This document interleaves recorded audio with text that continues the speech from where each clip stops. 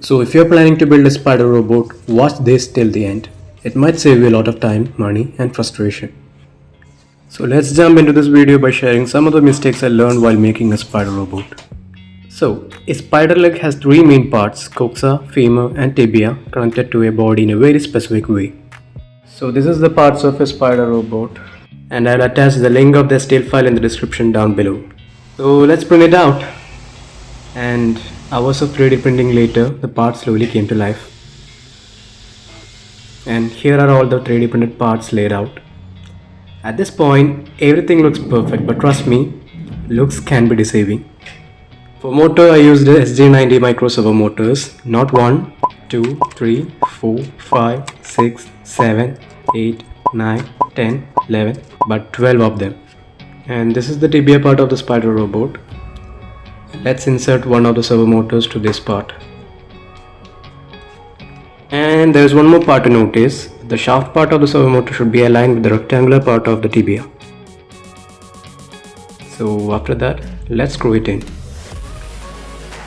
I repeated the same process for all the four legs like this. Next came the coxa, the part that connects the leg to the body. Let's insert the servo. And again we need to align the shaft of the servo to the rectangular part of the coxa. So again screw it properly and repeat for all the four legs. This is the servo in caps, and I attached it at the back of the servos in both the tibia and coxa. So for attaching, we need to place it in the back of the rectangular part and screw it in. This step is important for stability, and I follow the same procedure for every leg. So this is the femur part of the spider robot, and we can see two ends, which is the longer and shorter one. So I am placing the tibia inside the longer part. Now all we need to do is just clip it in. Now we need to check whether the tibia inside the femur is moving freely. Smooth movement over here is very important for properly working. On the other end of the femur, we need to attach it to the coxa part. And let's clip it in. And we need to note that the servo shaft should be aligned with the part where the horn should be attached. And here it is, completing one full leg assembly.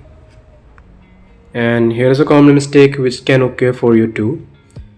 The 3D printed part of my femur is a little bit tight for the tibia to move. So what we can do is we can use a common solderon to make the hole a little bit large, and can also be used in the coxa part too. This small adjustment made a big difference, and let's do the same procedure to the remaining three legs too.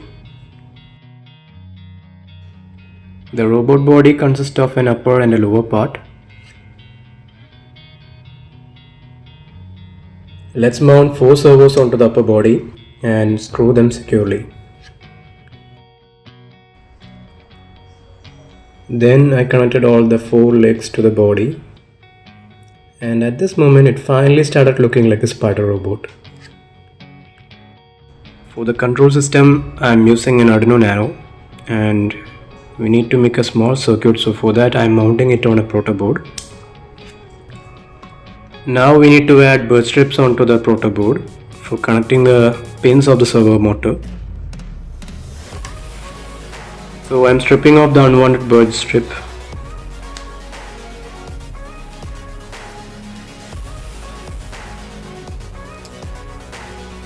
I also extended pin 13 to this side using a wire, and after soldering everything at the back, this was the final board.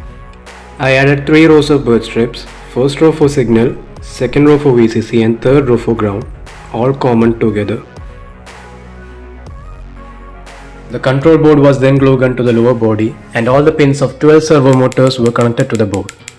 Before attaching the servo horns, I uploaded a basic code to set all the servos to the initial positions. The next mistake was that some servo horns wouldn't fit properly. Once again, I used the soldering iron to save the day. Next, let's screw all the servo horns to the shaft of the motor, and after fixing the horns, I organized the wires neatly and close to the body. I used two 3.7 volt lithium ion batteries with the battery holder And with the help of the stand, the robot could move directional movements.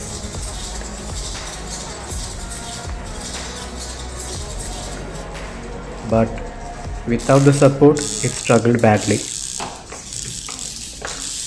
The SG90 servos simply don't have enough torque to handle the robot's weight. The gears started slipping, making noises without moving the legs. So I separated the battery from the robot. I also added a buck converter to step down 7.4 volt to 5 volt because higher voltage can damage SG90 servos.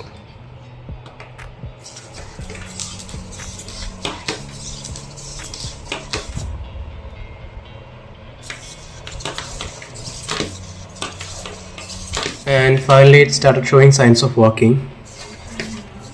And wait a minute, where is it going? Oh sh!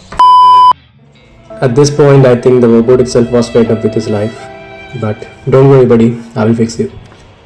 So here's the biggest lesson. Use metal gear servo motors like MG90 or higher torque variants and add proper grip at the end of the legs like teeth or textured patterns so the robot can walk on smooth surfaces without slipping. If this video helped you, make sure to like, subscribe and share. I'll see you in the next video. Till then, bye.